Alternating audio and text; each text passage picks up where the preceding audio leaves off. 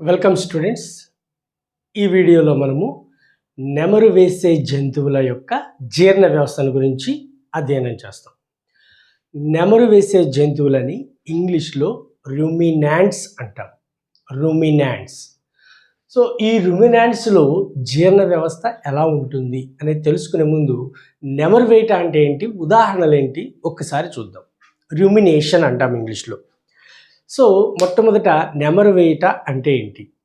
కొన్ని రకాల జీవులు ఆహారాన్ని నమిలి మింగి పాక్షికంగా జీర్ణమైన ఆహారాన్ని మరలా నోట్లోకి తెచ్చుకొని నమిలి మింగి పూర్తిగా జీర్ణించుకుంటాయి. ఈ ప్రక్రియని నెమరు వేయుట అంటాము. ఇంగ్లీష్లో కనుక చూస్తే some organisms, they chew the food, swallow it, and they regurgitate. Regurgitate means bring back. They regurgitate partly digested food or partially digested food into the buccal cavity and again chew them and swallow it. Again chew it and swallow it. And especially for complete digestion. This is known as rumination.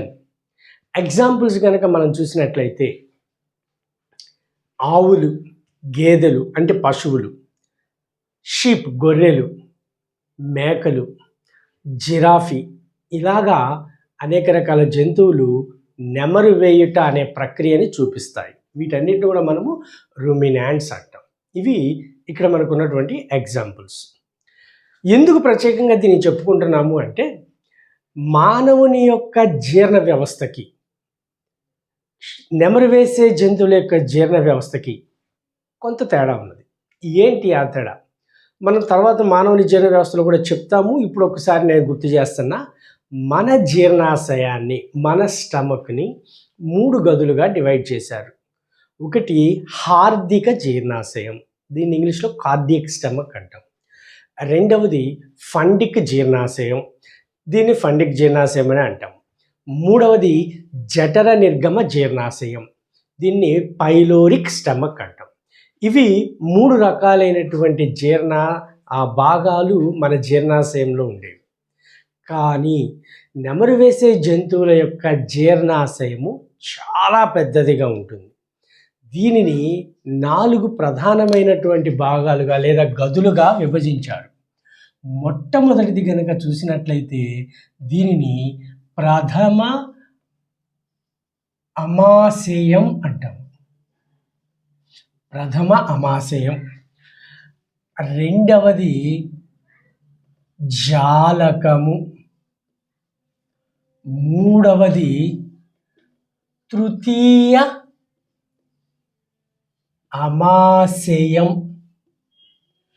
నాలుగవది చతుర్థ అమాశయం. ఇవి 4 గదులు మనకి ఇక్కడ నెమరు వేసే జంతువుల జీర్ణ వ్యవస్థలో కనిపిస్తాయి. ఇందులో కనుక మొట్టమొదటి దాన్ని కనుక పరిశీలిస్తే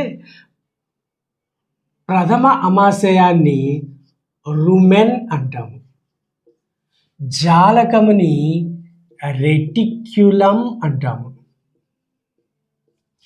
తృతీయ అమాశయాన్ని ఓమాసం అంటాము.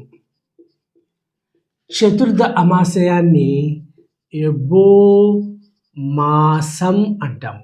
ఇవి జీర్ణాశయంలో ఉన్నటువంటి 4 గదులు లేదా 4 భాగాలు. ఇక్కడ మనం గుర్తించాల్సిన విషయం ఏంటంటే నెమరు వేసే జంతువుల జీర్ణ వ్యవస్థ అనేది మనకి 10th క్లాస్లో స్కూల్ సిలబస్లో లేదు, ఇంటర్మీడియట్లోనూ లేదు. ఇది పాత సిలబస్లో ఉంటుంది, పాత 9th క్లాస్ బుక్లో ఉంటుంది. అయితే దీన్ని మనం ఎందుకు చెప్పుకుంటున్నాము? ప్రతి వీడియోలోనూ ప్రతిదానికి నేను చెప్తున్నా అదే పాయింట్ ఇప్పుడు చెప్తా. మనకిచ్చిన సిలబస్లో మానవునితో సహా అన్నాడు కాబట్టి సో అన్ని జీవులలోనూ ముఖ్యంగా మనకి టైప్ స్టడీలు ఏమైతే ఇచ్చారో వాటన్నిటిలోనూ నేర్చుకోవాలి. అందులో భాగంగానే దీన్ని కూడా చెప్పుకుంటున్నాం. సో ప్రథమ అమాశయము ఇది కనుక చూసినట్లయితే మొట్టమొదట ఈ ఆవులు, గేదెలు ఇవేం చేస్తాయంటే గడ్డిని కొరికి నమిలి మింగుతాయి.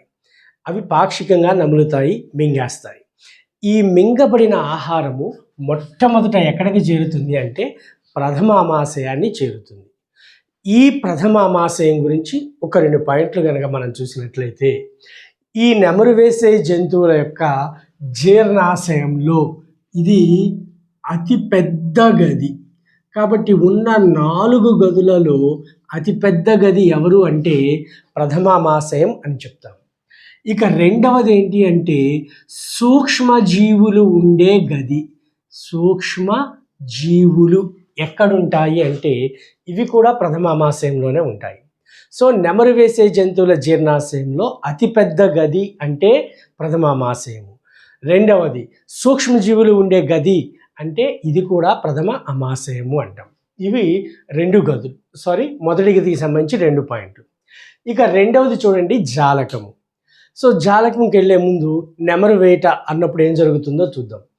సో ఇది పాక్షికంగా, ఇది మింగినటువంటి ఆహారము పాక్షికంగా జీర్ణమైన తర్వాత ఇది మరలా నోట్లోకి తెచ్చుకుంటుంది. సో మనందరం గమనించి ఉంటాము, ఆవులు గేదెలు ఇవన్నీ కూడా పగలంతా గడ్డి మేసి సాయంత్రానికి ఇంటికి వచ్చిన తర్వాత తీరిగ్గా కూర్చొని నములుతూ ఉంటాయి. సో అప్పుడు మళ్ళీ ప్రథమామాశయం నుండి ఆహారాన్ని వెనక్కి తీసుకొని మళ్ళీ నములుతూ ఉంటాయి. అలా వెనక్కి తీసుకోబడిన ఆహారాన్ని మనం ఏమంటాము అంటే కడ్ అంటాము. దీన్ని కడ్ అంటాము. సో ఇలాగ ప్రథమామాశయాన్ని మళ్ళా చేరుతుంది. అప్పుడు మళ్ళీ ఇది బాగా నములుతుంది. ఇలా నమిలినప్పుడు ఆహారము లాలాజలంతో బాగా కలుస్తుంది. ఇలా కలిసిన తర్వాత ఈ ఆహారము మరలా ప్రథమామాశయాన్నే చేరుతుంది. ప్రథమామాశయం తర్వాత అక్కడి నుంచి జాలకానికి చేరుతుంది. ఈ ప్రథమామాశయము, జాలకము ఈ 2 చోట్ల కూడా సూక్ష్మజీవుల వల్ల ఆహారంలో ఉన్నటువంటి సెల్యులోజ్ అనేది జీర్ణమవుతుంది. గుర్తుంచుకోవాల్సిన విషయం ఏంటి అంటే సెల్యులోజ్ని జీర్ణం చేయాలి అంటే దానికి కావలసిన ఎంజైమ్ ఎవరు అంటే సెల్యులేజ్ అంటాం. దురదృష్టవశాత్తు భూమి మీద ఉన్న ఏ జంతువులో కూడా సెల్యులేజ్ అనేది ఉత్పత్తి కాదు. కేవలము కొన్ని రకాల కశాభయుత ప్రోటోజోవన్లు మాత్రమే ఈ సెల్యులేజ్ అనేటువంటి ఎంజైమ్స్ని విడుదల చేస్తాయి. ఈ సెల్యులేజ్ అనే ఎంజైమ్ ఏం చేస్తుందంటే సెల్యులోజ్ని గ్లూకోజ్గా మారుస్తుంది. ఈ గ్లూకోజ్ని ఎవరు వినియోగించుకుంటారు అంటే అదిగో అక్కడున్న సూక్ష్మజీవులు వినియోగించుకుంటాయి. ఇవి కూడా ఎలా వినియోగించుకుంటాయి అంటే ఆ ప్రక్రియని మనము కిణ్వ ప్రక్రియ అంటాము. అంటే ఇక్కడ ఏం జరుగుతుందో గమనించినట్లయితే ఇవి తీసుకున్న గడ్డిలో ఎక్కువ ఆ సెల్యులోజ్ అనేది కనిపిస్తుంది. ఆ సెల్యులోజ్ని జంతువు ఉపయోగించుకోదు. ఆ సెల్యులోజ్ని జీర్ణము చేసేది ఎవరు అంటే సూక్ష్మజీవులు. ఈ సూక్ష్మజీవులు సెల్యులోజ్ని జీర్ణం చేసి గ్లూకోజ్గా మార్చి ఆ గ్లూకోజ్ని కిణ్వ ప్రక్రియ ద్వారా దాని నుంచి ఆ సూక్ష్మజీవులు శక్తిని పొందుతాయి. అలా వచ్చినటువంటి ఆ శక్తిని అంటే ఆ గ్లూకోజ్ని అవి ఏం చేస్తాయి అంటే వాటి యొక్క అమైనో ఆమ్లాలుగా మార్చుకుంటాయి. ఇట్లాగా గ్లూకోజ్ ఎవరికి ఉపయోగపడుతుంది అంటే సూక్ష్మజీవులకి ఉపయోగపడుతుంది. ఇక ఆ తరువాత ఇక్కడ మనం గమనించాల్సిన మరొక విషయం ఏంటి అంటే ప్రథమామాశయము జాలకంలోకి వచ్చేసరికి జీర్ణక్రియ అంటే సెల్యులోజ్ యొక్క జీర్ణక్రియ పూర్తిగా జరిగిపోతుంది. ఇక జీర్ణము కాని ఆహారము సూక్ష్మజీవులతో సహా తృతీయ అమాశయానికి చేరుతుంది. ఇది తృతీయ అమాశయానికి చేరుతుంది. ఈ తృతీయ అమాశయము ఎలా ఉంటుంది అంటే ముడతలను కలిగి ఉండే గది. ఇది కూడా చాలా ఇంపార్టెంట్ పాయింట్. ఈ ఉన్న 4 గదులలో ఎగ్జామ్లో అడగడానికి అతిపెద్ద గది అంటారు ప్రథమామాశయం. సూక్ష్మజీవులు ఉండే గది ప్రథమామాశయం.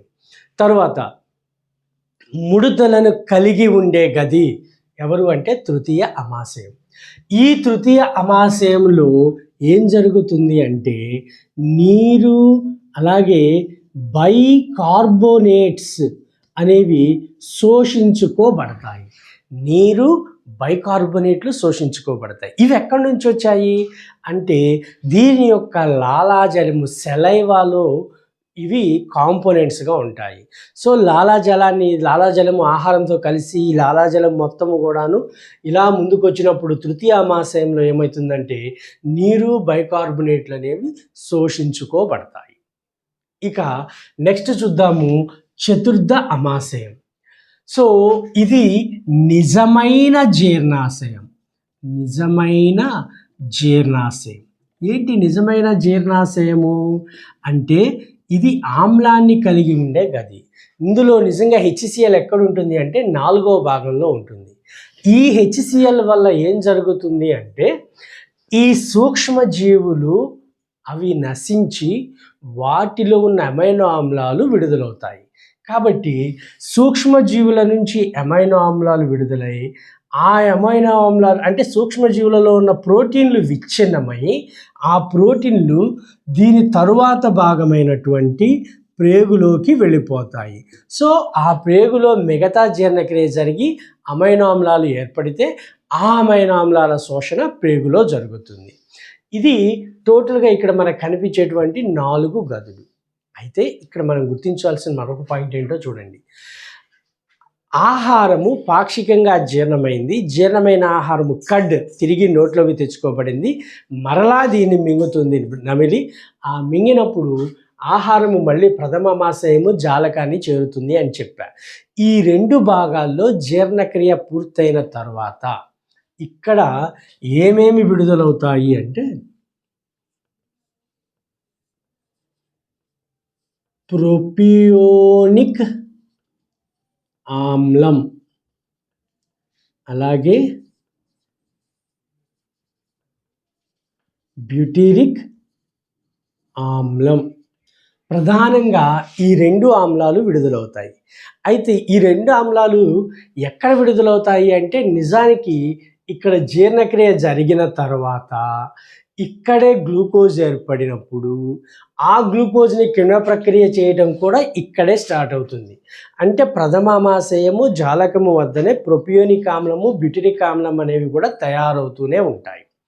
అలాగే ఇప్పుడు పూర్తిగా గ్లూకోజ్ ఏర్పడిన తర్వాత ఇవి తృతీయ అమాశయానికి వస్తాయి అన్నాం. తృతీయ అమాశయంలో జరిగేది ఏంటి అంటే నీరు బైకార్బోనేట్లు మాత్రమే శోషించుకోబడతాయి.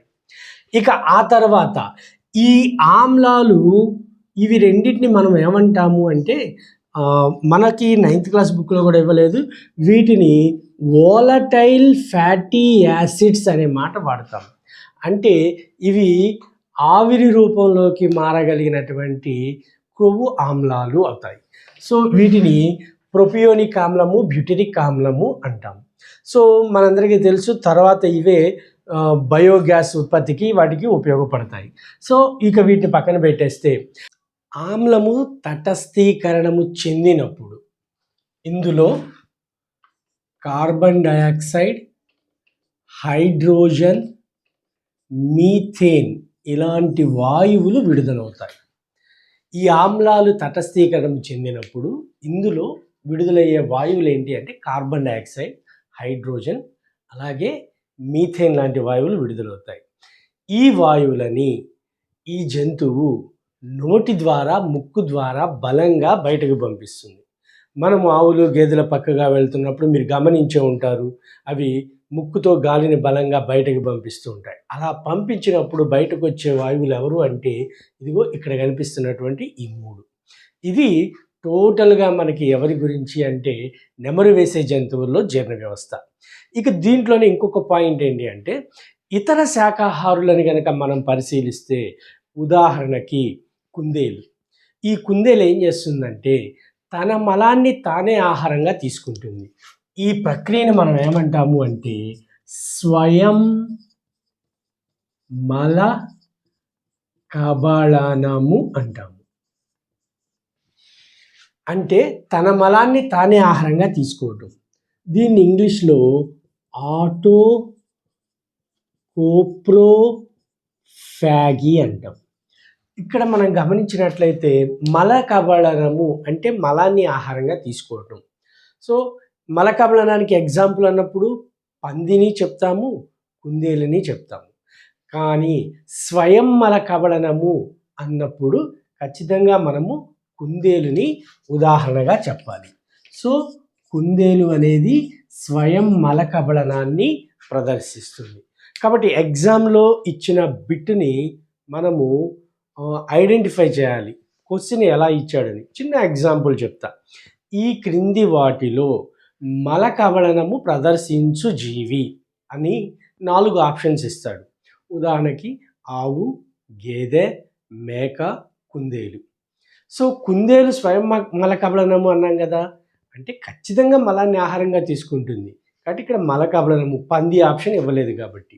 ఒకవేళ పంది, కుందేలు 2 ఆప్షన్స్ ఇచ్చాడనుకోండి, 2 కరెక్ట్ అవుతాయి.